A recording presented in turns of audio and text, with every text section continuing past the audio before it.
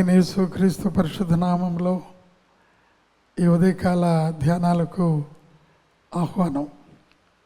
ప్రతిదినము ఉదయకాలము ఒక 5 నిమిషాల పాటు దేవుని వాక్యాన్ని చదువుకుని ధ్యానించుట ద్వారా గొప్ప ఆత్మీయమైన ఆశీర్వాదము, ఆత్మీయమైన మేలు పొందుతున్నామని నమ్ముచున్నాం. ఈ ఉదయకాలం కీర్తన గ్రంథం 19వ కీర్తనలో 13వ వచనాన్ని మనం చదువుకుంటూ ఉన్నాం. కీర్తనకారుడు చేస్తున్న ప్రార్థన: దురభిమాన పాపములో పడకుండా నీ సేవకుని ఆపము. దురభిమాన పాపములో పడకుండా నీ సేవకుని ఆపము. వాటిని నన్ను ఏలనీయకము. అప్పుడు నేను యథార్థవంతుడినై అధిక ద్రోహము చేయకుండా నిందారహితుడును అగుదును. కీర్తనకారుడు శ్రేష్టమైన ప్రార్థన ఈ ఉదయకాలం మనకు వినిపిస్తూ ఉన్నారు. ఆయన అన్నాడు, దురభిమాన పాపము చేయకుండా. దురభిమానము అనగా అది అర్థం చేసుకోవటం కొంచెం కష్టం. ఆంగ్లంలో అయితే సిన్ ఆఫ్ ప్రిజుడిస్ అని ఉంటుంది. ప్రిజుడిస్ అని చెప్పినా మనకు సునాయాసంగా అర్థమవుతూ ఉంటుంది, నా మీద ప్రిజుడిస్ పెట్టుకున్నారు అని. కీర్తనకారుడు అదే మాట ఇక్కడ ఉపయోగించారు. ప్రిజుడిస్ అంటే అర్థం ఏంటంటే ప్రీ కన్సీవ్డ్ జడ్జిమెంట్ అని అర్థం. అనగా ఒక జడ్జిమెంట్ ఇవ్వకముందే పలానువారు అలా, పలానువారు ఇలా, వాళ్ళు ఎప్పుడు ఇంతే అనేదాన్ని దురభిమానం అంటూ ఉంటారు. ఒకసారి ట్రైన్లో ప్రయాణం చేస్తూ ఉన్నాం. ఆ యొక్క ఏసీ కోచ్లో మరి తెలియని రీతిగా కొంతమంది అక్కడ సిగ్నల్ పడిందేమో త్వరగా ఎక్కారు. టీసీ వచ్చే ముందు వీరందరినీ బయటకు వెళ్ళిపోమని కొంతమంది ప్యాసింజర్స్ చెప్తే, అయ్యా మేము తప్పనిసరిగా వెళ్ళిపోతాం, ఇంకొక 5 నిమిషాల్లో లేదా 10 నిమిషాల్లో అక్కడ మాకు బిట్రగుంట వస్తుంది, లేకపోతే అక్కడ సిగ్నల్ పడుతుంది, మేము దిగిపోతాం. ఒక ఆయన అంటున్నాడు, వీళ్ళెప్పుడు ఇంతేనండి, వాళ్ళ యొక్క తత్వమే ఇంతే. ఇంకా కొన్ని మాటలు ఉపయోగించాడు, మనం బహిరంగంగా చెప్పలేం. దాన్ని ఏమంటారు? దురభిమానం.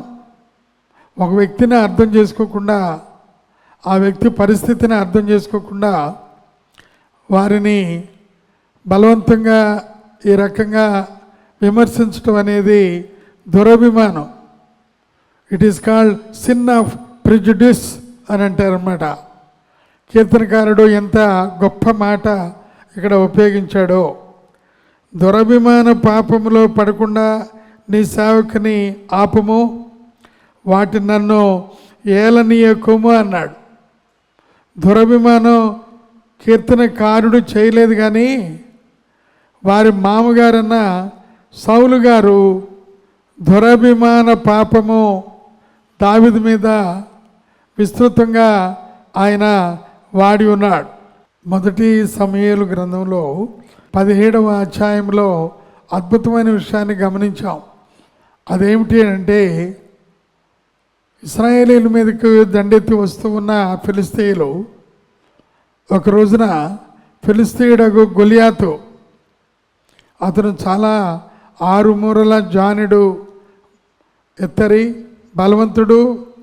అతను చెప్తూ ఉన్నాడు, నా మీదకి ఎవరన్నా ఒక్కడు రాగలడా అని.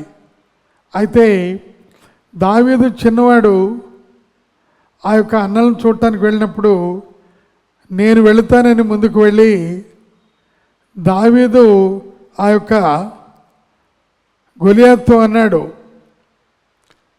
జయముగల దేవుని తృణీకరించుటకు నీవు ఏమాత్రం వాడో, సజీవుడైన జయముగల దేవుని నీవు ఏమాత్రము, సజీవుడైన దేవుని, జయముగల దేవుని దాసులు అయిన మమ్మలను నీవు అపహసించుటకు ఏమాత్రం వాడు అని ఎదురాడాడు. ఏదో రకంగా వెళ్ళాడు.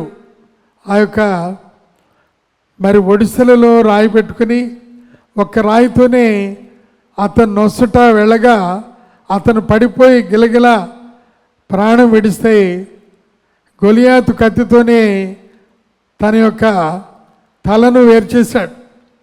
ఆ విషయంలో స్త్రీలు పరిగెత్తుకుంటూ వచ్చి దేవుని స్తుతిస్తూ ఉన్నారు.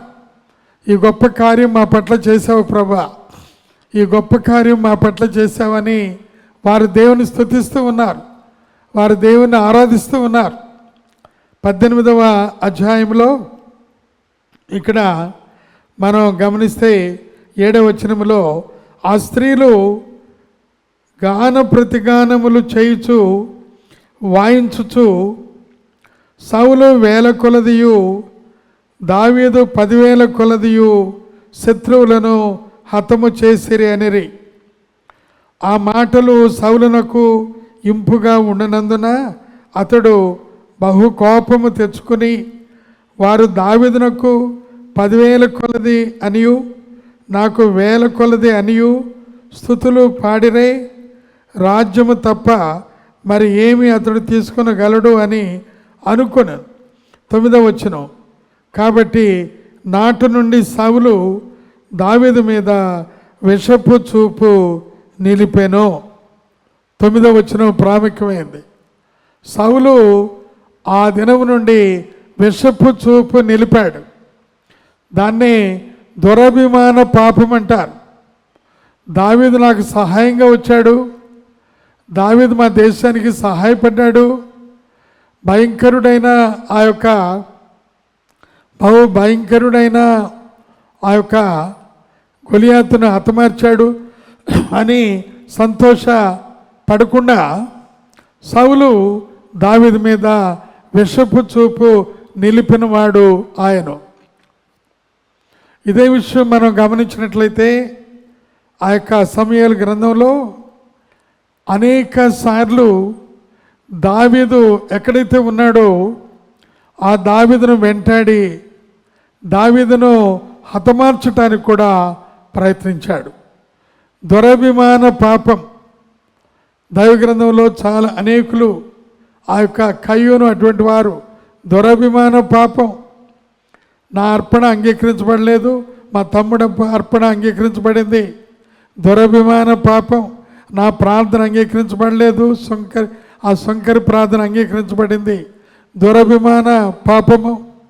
ఈ రకంగా నా యొక్క పనికి ప్రతిఫలం రాలేదు, ఫలాని వారి పనికి ప్రతిఫలం వచ్చింది, దురభిమాన పాపం.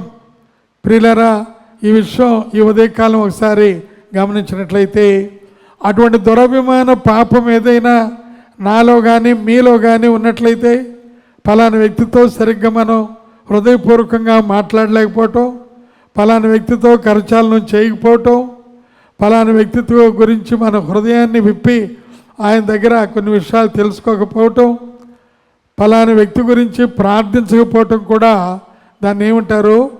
దురభిమాన పాపము.